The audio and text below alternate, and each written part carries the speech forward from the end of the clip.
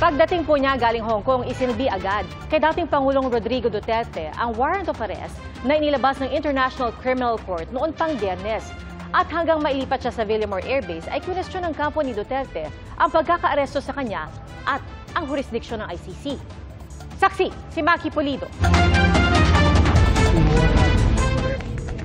Sa loob pa lang ng eroplanong sinakyan niya galing Hong Kong, may kausap na si dating Pangulong Rodrigo Duterte tungkol saan nila'y arrest warrant.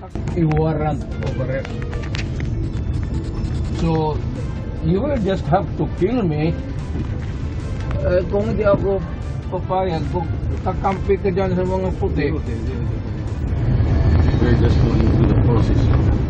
Bago pa lumapag ang flight ni Duterte, lalo pang naghigpit ang seguridad sa NAIA at nagkalat ang mga pulis. Dumating sina PNP Chief Romel Marbil at CIDG Chief Police Major General Nicolas Torre, kasama ang kinatawan ng Interpol o International Criminal Police Organization. Bit-bit nila ang warrant of arrest mula sa International Criminal Court o ICC para sa kasong Crimes Against Humanity laban kay Duterte. Sa FB Live ni Alex Paul Monteagudo, dating National Intelligence Coordinating Agency Chief ni Duterte, nakuha ng nag-uusap sa labas ng boarding gate sina Torre at dating Executive Secretary Salvador Medialdea. Paglabas ng eroplano, kasama ni Duterte ang common law wife na si Hanilet, anak na si Kitty, pati sarili nilang mga security at mga dating gabinete. Nakunan sa Instagram Live ni Kitty ang diskusyon sa pagitan ni Duterte at Hanilet bago tumungo sa VIP area ng NAIA Terminal 3. Asa si Bingbong? Bong! Bong! Bong, halika Bong, tinan mo. Abusado kayo na sila. Dili mo hindi dapat ato agianan. Ayaw lagi, Wala lagi warrant. Isinakay si Duterte sa coaster ng PNP sa labas ng NAIA kasama sina Hanilet, Kitty, mga abogado at mga dating cabinet secretary niya. Mula airport, nagtungo sila sa Villamor Air Base kung saan binasahan ng Miranda rights si Duterte. By virtue of the warrant of arrest issued by the ICC for crimes against humanity. Sir, you have the right to remain silent. You have the right for counsel of your choice. Anything you say may be used for and against you in a court of law. And I want to ask you, sir, if you understand these rights. Of course, coming from you, it's very clear. Inusisa ni Duterte kung ano ang mga ginawa niyang krimen. Pursuant to Article 25(3)(a) of the statute for crimes against humanity and pursuant to Article 7(1)(a) of the same statute for murder committed in the Republic of the Philippines. Must be murderers, hindi lang ito. At kung bakit sa Villamor siya diniretso. Show to me now the legal basis for my being here. As apparently I was brought here not of my own volition.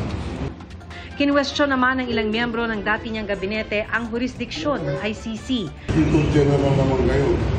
Alam niyo ba na hindi man lang siya na-serve kung anong kaso pinag-charge sa kanya ngayon? Hindi niya alam. No? Kahit na PI man lang. Alam mo, ang charge sa kanya nasa Jargo lang. And then, hindi pa kayo na ano na ganito ginagawa natin. Sumusunod tayo sa isang entity na hindi na tayo membro.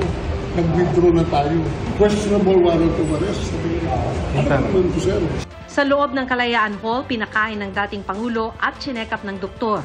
Maghapon naman sa labas ng airbase ang mga abogado niya. As a matter of constitutional right, kahit na-arrestuin mo yung tao, you are entitled to legal assistance as well as immediate medical assistance. I was asked for a copy of the warrant. Wala naman. Bandang hapon, ipinadala kay Duterte ang kopya ng warrant of arrest mula sa International Criminal Court. March 7, inilabas ng ICC pre-trial chamber ang warrant of arrest para sa dating Pangulo. Tinanggap ng pre-trial chamber ang pangangailangang arestuhin si Duterte dahil naniniwala ang ICC prosecutor na walang reasonable expectation na makikipagtulungan si Duterte oras na lumabas ang summons mula sa korte. Pero dahil 2019 2019 pa tumiwalag sa Rome Statute ng Pilipinas at hindi na state party ng ICC. Interpol ang nagproseso ng warrant. Dati pa sinabi ng pamahalaan na susunod sila kung idadaan sa Interpol ang warrant. Mula sa Interpol Manila, ipinasa ang warrant sa PCTC o Philippine Center on Transnational Crime na siya namang nagproseso para sa pag-aresto kay Duterte sa pamamagitan ng Law Enforcement Agency, ang PNP, bagay na ipinatupad ng CIDG. Sa pahayag ng Malacanang, si Prosecutor General Richard Padulyon ang nagbasa ng ICC notification. Tiniyak ng punong taga-usig na naayon sa batas ang proseso ng paghahain ng warrant sa dating Pangulo. Kung may mga tanong raw sa validity ng warrant, dapat itong questionin sa korteng nag-issue nito. Kay CIDG Chief Torre, humirit ang pamilya ni Duterte na dalhin siya sa ospital. Ang gusto ni Torre sa Villamor Air Base na isagawa ang booking procedure. Pero gusto ng pamilya ni Duterte gawin ito sa ospital. Is that too much? Yes, sir, that's too much. 80 years old siya. Kaso, 80 years old siya. Sa isang punto, hinila pabalik ni Kitty ang kanyang inang si Hanilet. ilang sa Pilipino ang nahuli ngayong araw na to? Ilang ang Ano kaso? Kaya nga, anong kaso? Gawa lang na yung kaso. Ilang presidente na namumuk. So that means that you are banking on the inequality of the law because of the statute. Para sa GMA Integrated News, ako si Maki Pulido, ang inyong saksi. Ilang oras matapos ihain ng arrest warrant laban kay dating Pangulong Rodrigo Duterte, dumulog ang kanyang kampo sa Korte Suprema. At sa mga social media posts ng kanyang anak na si Kitty, sumipa raw sa lagpas 300 ang glucose level ng dating Pangulo, kaya pinayuhan siyang magpa-admit. Saksi, si Salima Refran. Sa Instagram stories ng anak ni dating Pangulong Rodrigo Duterte na si Kitty, mag-aalas 6 ng gabi, naka-nasal cannula ang dating Pangulo at ang caption, nangihina na raw ang kanyang ama. Walang isang oras matapos ang post na yan, nag-post si Kitty na pinipwersa umano ang kanyang ama na bumiyahe sa eroplano. Ito lang sinasabi ko, sir, na we can do this the hard way. We can do this easy. The easy way, sir, is for you to choose 3 people to accompany the hard way. Ma'am, Sabihin nyo kung saan siya dalahin. the hard way. Ipinost din ni Kitty ang medical certificate ng kanyang ama. Sumipa raw sa 328 ang kanyang glucose level at pinapayuhang ma-admit siya sa ospital para maiwasan ng acute diabetes complication. Noong inaresto ang dating Pangulo, susunduin sana siya ng mga kasamang doktor at ambulansya ni Senador Bongo sa NAIA. Pero bigo silang makalapit. 80 years old na po siya. Kailangan talagang bantayan. Unahin muna natin ang kalusugan before anything else. Binawi yung pass namin. Idiniretso si Duterte sa Villamor Air Base, kaya doon naman nagtungo si Go. Pero hindi rin siya pinapasok. At kahit nang sunduin siya ng partner ni Duterte na si Hanilet Avancenia, hindi ito umubra. Bababa na ako para makabalik na siya. Hindi na ako papasok. Hindi pa rin sila pinapasok kahit nang babain ni Avancenia ang mga sundalong bantay. Notary. Yun po sir ang instruction. Na-erase ko na po yung concern sir. Unfortunately po sir, yun ang instruction namin sir. Yung document lang po na kinukuha, yun lang po yung dadalhin.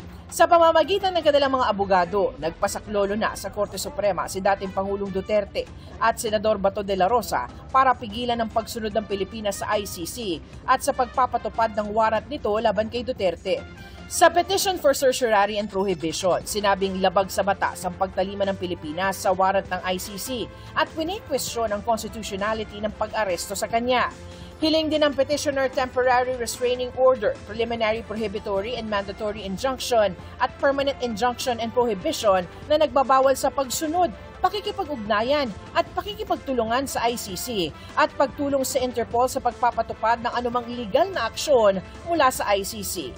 Hiling din sa petisyon na kung arestado na nga ang pagpapalaya sa mga petitioner na sina Duterte at De La Rosa at iba pang konektado sa ICC investigation. Since the Philippines is no longer a party to the International Criminal Court, then it has no business anymore cooperating with such body, including the International Police, Interpol. We are earnestly praying to release outright from custody our beloved former President Rodrigo Duterte on the ground that his detention now is illegal, unconstitutional, and has no basis under the law.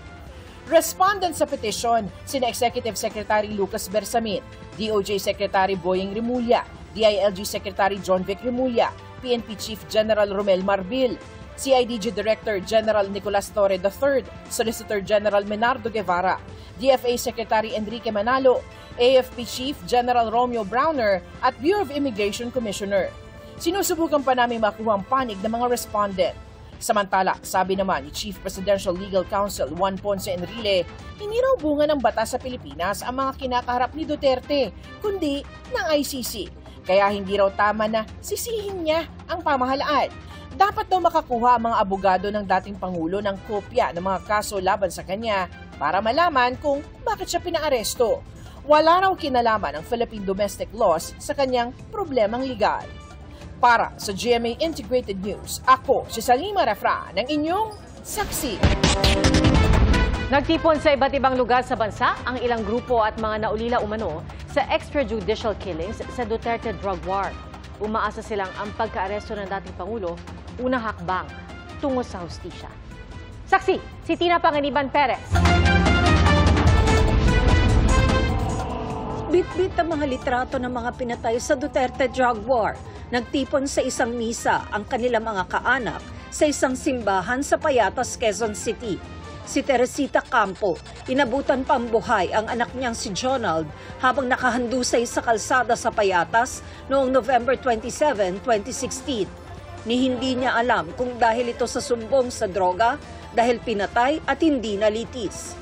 Sinundo na lang po ako sa bahay na yung anak ko nakatiyaya na sa kalsada. Dito po siya sa harap ko po naputulan ng hininga. Hindi naman lumaban yung anak ko naglalakad lang sa kalsada Puro likod ang tama. 3 pulis daw ang bumaril. Sobrang sisi po. Sobrang sisi. Sobrang sisi na binuto ko si Duterte.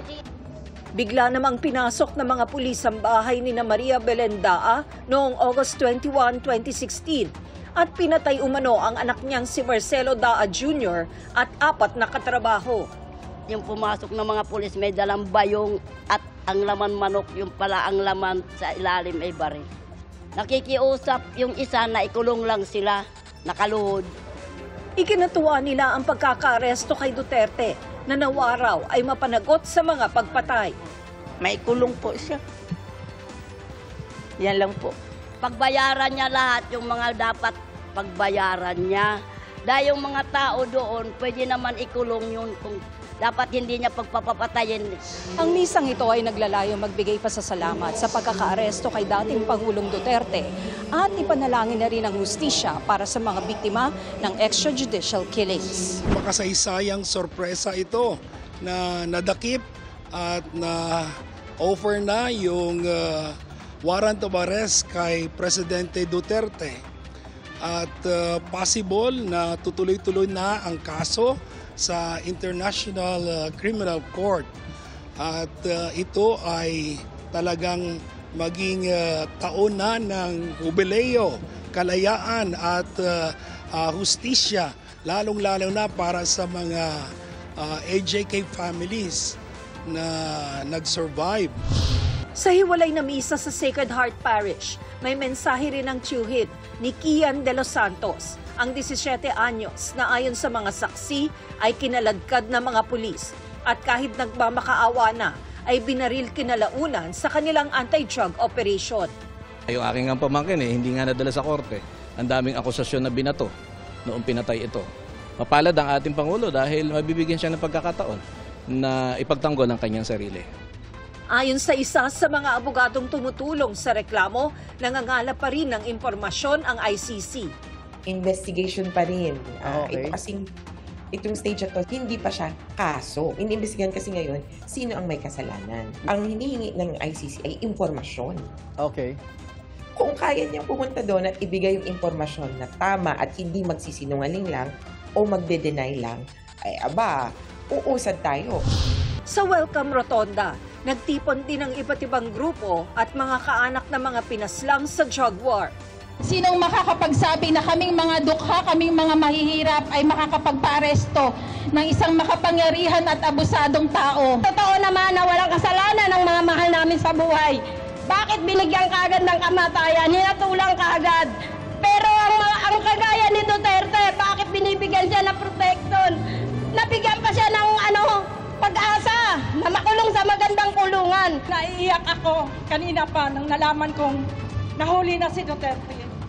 Talagang napaiyak po ako, hindi ko malaman kung anong gagawin ko. Umpisa pa lang ito. Sana tuloy-tuloy pa. Naglabas din ng pahayag si dating Senador Laila de Lima na halos 7 taong nakulong noong termino ni dating Pangulong Duterte at isa sa mga kritiko noon ng drug war. Today, Mr. Duterte is being made to answer, not to me, but to the victims, to their families, to a world that refuses to forget. This is not about vengeance. This is about justice finally taking its course. Para sa GMA Integrated News, ako si Tina Panganiban Perez, ang inyong saksi. Update po tayo sa mga taga-suporta ni dating Pangulong Rodrigo Duterte sa Villamor Air Base. Saksi live si James Agustin. James? Alas 11:03 ngayong gabi ng tuluyan ng makalipad yung eroplano na lulan si dating Pangulong Rodrigo Duterte. Mula po yan dito sa Villamor Air Base. At dito sa labas naman, sa Gate 5 ay nananatili yung mga supporters ng dating Pangulo. Nagpapatuloy po yung sinasagawa nilang programa dito. At kanina, habang nagtataksi yung mismong eroplano doon sa runway na sakay nga itong dating Pangulo, ay napatakbo yung mga supporters. Mga kapuso, kasalukuyan pong nagbibigay ng pahayag si Pangulong Bongbong Marcos. Babalikan po natin si James Agustin. Pakinggan po natin si Pangulong Marcos. Rodrigo Roa Duterte took off at 11:03 p.m. this evening and exited Philippine airspace. The plane is en route to The Hague in the Netherlands, allowing the former president to face charges of crimes against humanity in relation to his bloody war on drugs. The former president was earlier placed in government custody at Villamor Air Base after his common law wife, Hanilet Avancenia, and members of his entourage arrived at 9:20 this morning from Hong Kong on Cathay Pacific flight number CX-907. Mr. Duterte was arrested in compliance with our commitments to Interpol. Hours before his arrival, Interpol Manila received an official copy of the ICC warrant.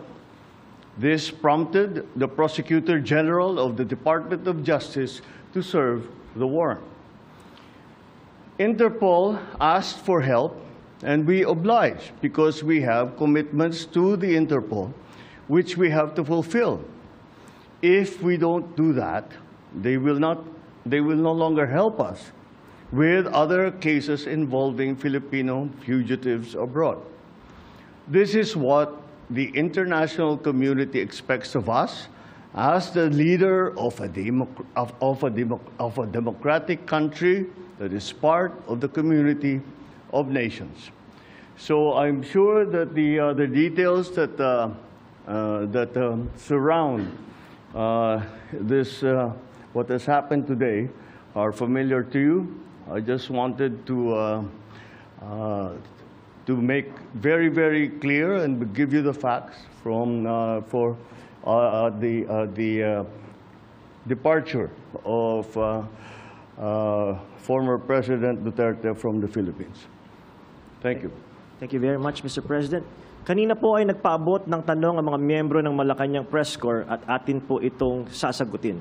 Question number 1. Mr. President, meron po bang pisikal na kopya ng warrant of arrest laban kay dating Pangulong Rodrigo Duterte mula sa ICC? Oh, meron. This came in Actually, it came in. I received it from Secretary Remulla.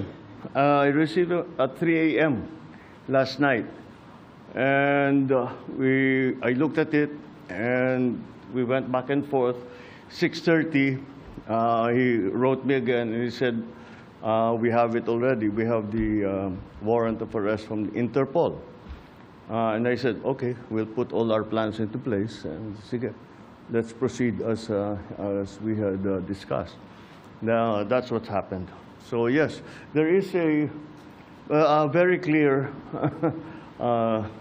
document that will explain that will explain the basis on how we conducted this arrest of former President Duterte. Sir, is it okay if we give them copies of the arrest warrant, photocopies of the arrest warrant? Would that be possible? Do we have limitations on that? We have the limitations, but we can. We have here the SILG, who has been, of course, part and parcel of the entire operation. We will provide the PCO with a digital copy. It has been attested by the Secretary of Justice and the Department of Justice as a lawful and legal warrant. We will publish it after this press conference, and you can use it as reference. These are, it's very simple. It's a request to the Philippine government from Interpol to enforce the arrest warrant. And of course, we comply with our commitments to Interpol. We did not do this because it was derived from or it came from ICC. We did this because Interpol asked us to do it. And we have commitments to them, and we lived up to those commitments. Sir, thank you, sir. Second question, sir. Mr. President, sinasabi ng kampo ni PRRD na unlawful arrest daw itong ginawang pag-aresto sa kanya. Well, we followed every single necessary procedure. We had a very good basis on which to serve that warrant and to read him his rights. We followed all the legal procedures that are necessary. So I'm confident that if in further examination, you will find that it is proper and correct. Sir, third question from the MPC. Mr. President, may violation ba ito sa ating soberanya, itong pagkaka-aresto kay dating Pangulong Duterte? No. Bakit naman? Dahil consistent naman tayo. Hindi tayo tumutulong sa investigasyon ng ICC. Meron tayong contact sa kanila, natural. Pero no, not on an official level. We didn't help them in any way. The arrest that we did today was in compliance with our commitments to Interpol. It just so happened that that came from ICC. But it's not because it came from ICC. It's because it came from Interpol. Pang-apat po na tanong, Mr. President, sinasabi po nila na ito ay political persecution lamang at may kaugnayan din daw sa 2028 elections. Okay, well, I'm sure sasabihin nila yan. But this case started in 2017 when we were still members of the ICC. And it was during the time of former President Duterte. So I don't see how that can be political persecution on my part, because it was initiated before I even came into the picture. So that would seem. But once again, we have to recognize that, of course, it's natural for people to put lalagyan ng politika, kulay ng politika. Pero sinundan lang natin yung ICC, yung Interpol. Wala tayong, hindi natin kinakausap yung ICC. Marami silang hinihingi sa atin ng mga dokumento, wala kaming binigay. Yun lamang, hindi natin mahindian ang Interpol. Pag sinabi sa atin, tulungan nyo kami, kailangan namin kunin itong taong ito. Dahil, kung maalala ninyo, lahat ng mga tumakas dito sa Pilipinas, kagaya ni Alice Go, kagaya ni Arnie Tevez, kung sino-sino pa, pati naman yung mga human trafficking sa Myanmar, pati sa mga nadadamay. Sinong tumulong sa atin para makita natin yung mga ating kababayan na inaapi at ginagamit sa masamang paraan? Ang Interpol. Kaya naman, dapat naman tayo, pagka sinabi sa atin, tulungan nyo kami sa ganito, tumulong kayo. Kaya naman, ganun ang ginawa natin. Maraming salamat, Mr. President, sa paglilinaw ninyo. You want to ask another question? All right, sure. Sir, there are calls for people power. There are, in fact, as we speak, protest actions ongoing. Would you like to address this? Mga kapuso, yan po ang pahayag ni Pangulong Bongbong Marcos tungkol sa pagsilbi ng arrest warrant laban kay dating Pangulong Rodrigo Duterte. Idiniin po ni Pangulong Bongbong Marcos na ang pagsilbi ng arrest warrant ay dahil hiniling ito ng Interpol at hindi dahil ito ay galing sa ICC or International Criminal Court.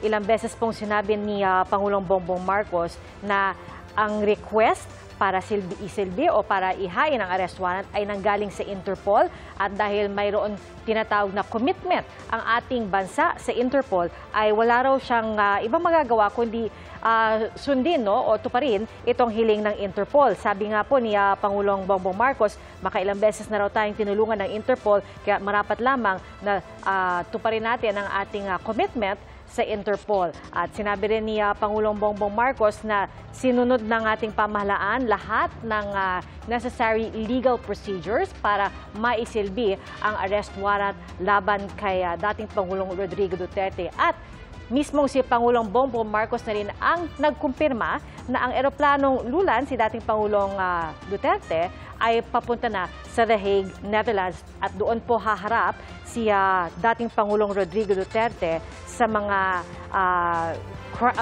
inihain sa kanyang kaso na crimes against humanity. At sinabi rin ni Pangulong Bongbong Marcos na hindi naman daw ito kaso ng political persecution. Idiniin rin niya na ito po ay nagsimula noon pang 2017 bago pa siya naging Pangulo at ang kaso raw ay nagsimula nung panahon pa nung nasa pwesto pa si dating Pangulong Rodrigo Duterte. Mga kapuso, maging una sa saksi. Mag-subscribe sa GMA Integrated News sa YouTube para sa iba't ibang balita.